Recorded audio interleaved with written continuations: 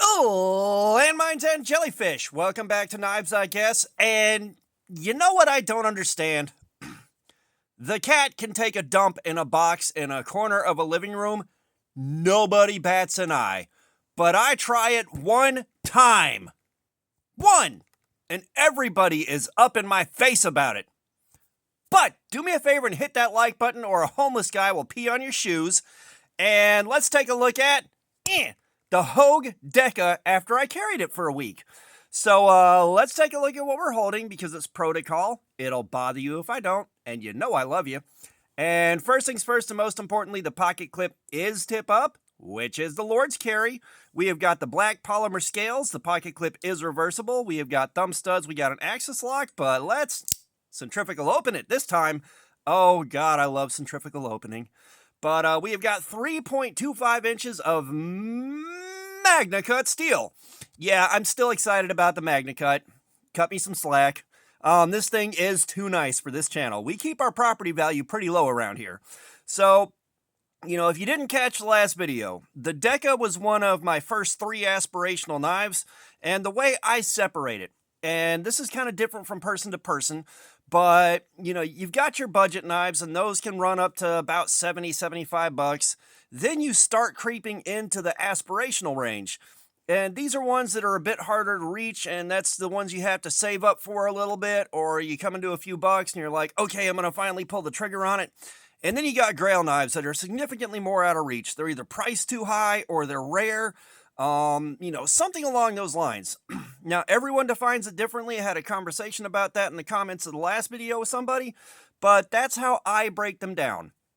You know, and I was looking forward to this because I had the Benchmade bug out. I have 2 of those now. One was a gift from a friend, the aluminum and N390 version, and I bought myself the CF Elite. We have the Hogue Deka, and one that I have yet to acquire is the Zero Tolerance ZTO 350. And for me, on my budget, I do have to save up for those, or I got to come into a few bucks. That's just kind of where I'm at with that, with my budget and my situation.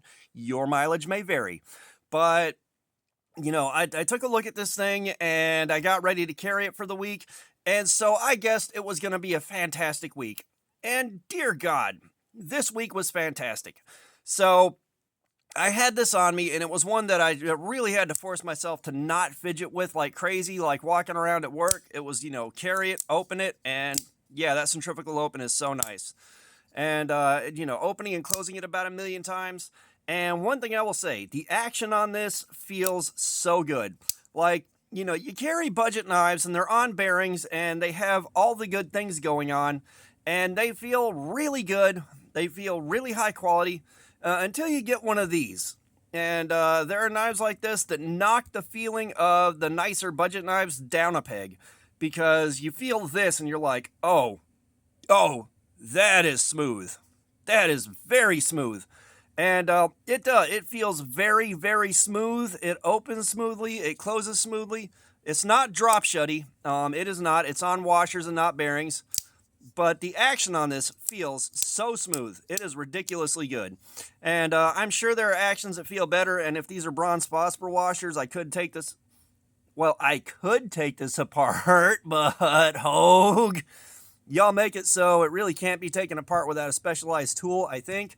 Now, one thing that we did end up doing is I had conversations about this in the comments with people, and oh, hey, T8s, you probably could take this apart. Okay, so I was wrong about that.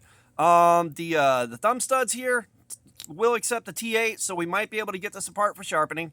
And this takes a T8, so you actually might be able to get this apart. So Hogue, if you see this, I apologize for the last video. You know, like I said, I went online and I looked, and I checked every forum that I could.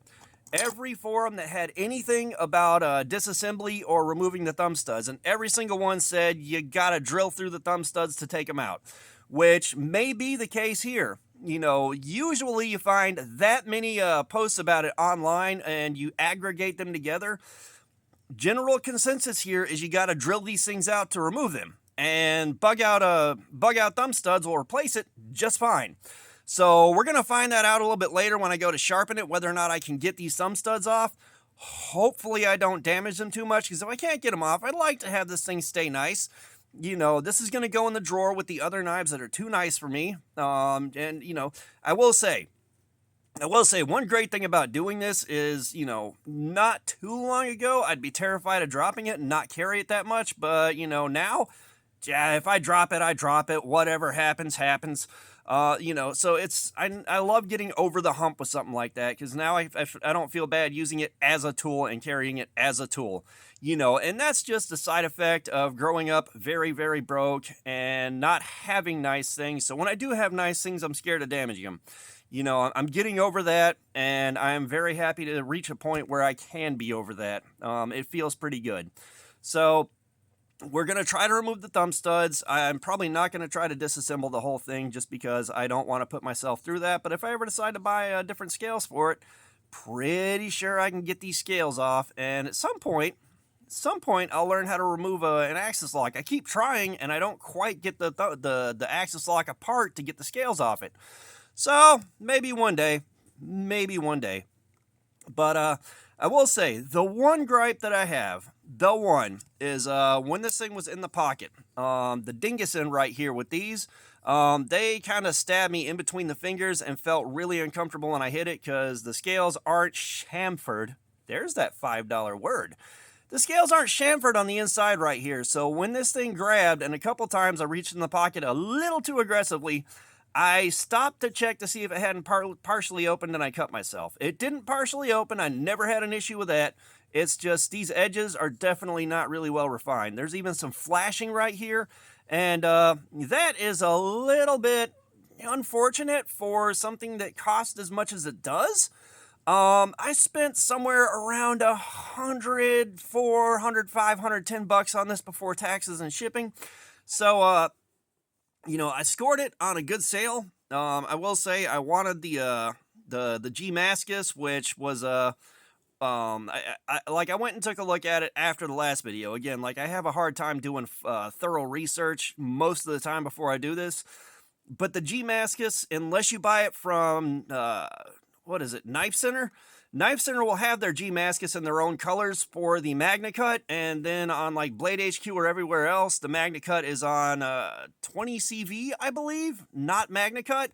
So it looks like polymer scales were the only option, because you pay for that extra G Mascus, it's like $170 or $180.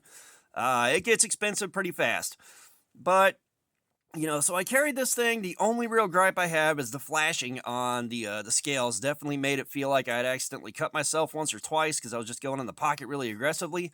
But, that is not a giant gripe. It may or may not bite me in the testicles whenever I do my edge retention testing. Speaking of which, we are doing edge retention testing on this, so please avenge my death. And when I put it through some cardboard. So I had some cardboard cuts, and it cut competently.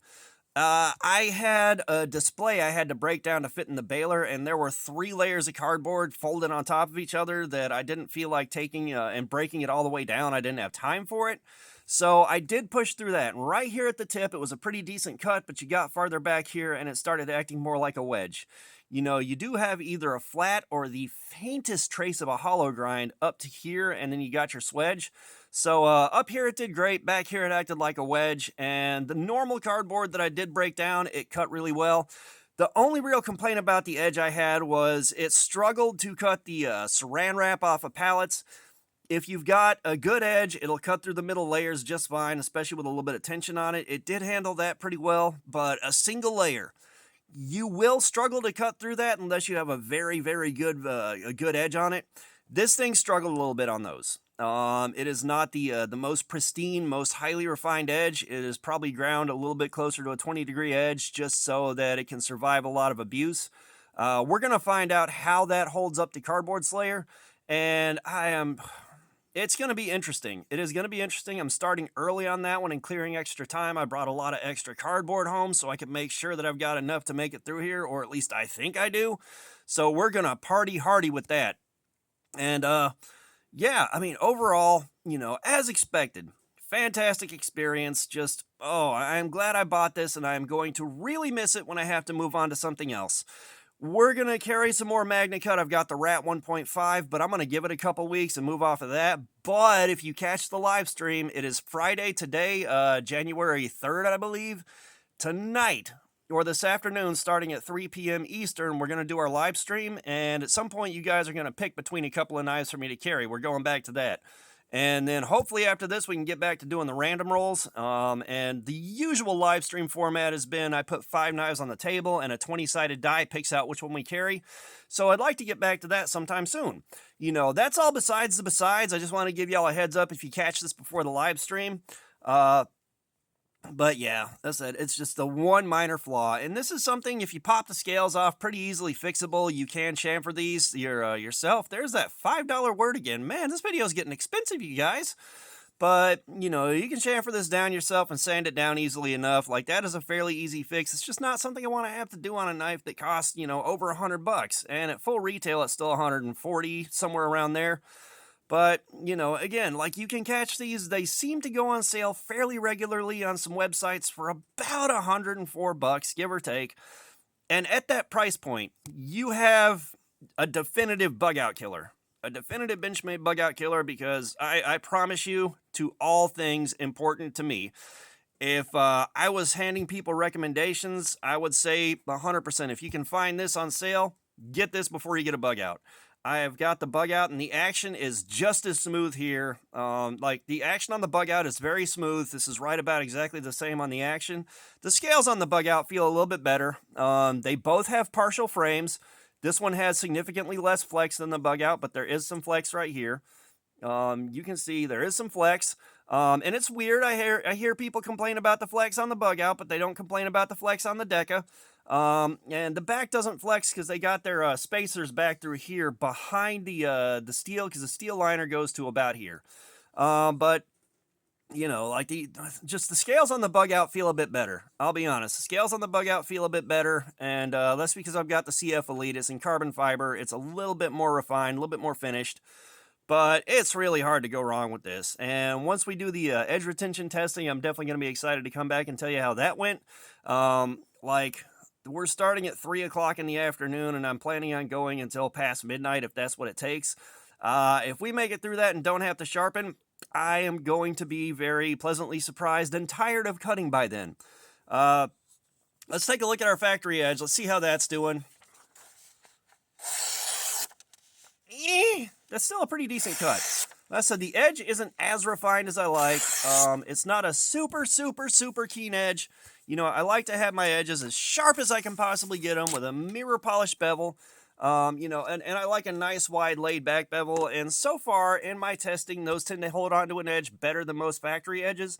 I'm not sure why, but that could just be because they work on cardboard for that, and harder use tasks they're going to wear out a little faster because they're really fine edges, which is what I strongly suspect. I may end up testing that out one day. I don't know. Like, I'm still learning how to make this channel tick at its best, and I'm learning how to do these things as I go. You know, you guys are watching me learn this stuff, and hopefully that's entertaining to you. Now, let's stand back. I'm arming the device. All right, everyone can come back in closer. The danger's over. So we got a 248. So that is still directly in line with a lot of factory edges we've gotten. And they're pretty good factory edges. You saw how clean the cut was on the copy paper, and that is that paper is the definitive sharpness test. But you know, that's a decent edge. We're starting off in a good place, and I really want to see how this edge wears out in real time. So I am excited for that. I am going to dread the amount of time I'll spend cutting. But yeah, I mean, if you find these on sale, it's a great value. It's a lot of bang for your buck. Really hard to argue with it. Really hard. You know, and once we get done with the edge retention testing, I'll probably be even more pumped about this than I already am. So I can't think of a lot else to add about this. You know, that's just it. That's how it did this week. This week was fantastic with it, and I'm going to miss it whenever I got to move on to the next one. So, all that being said, thanks for looking at my crap. Subscribers, you guys are awesome. Y'all keep coming in. I appreciate you so much. If you haven't subscribed, please do. We've got regular videos. We got live streams. There's plenty of activities. Comments. I love some feedback. Let me know what you think about this thing or anything else. And all that being said, y'all have a nice day.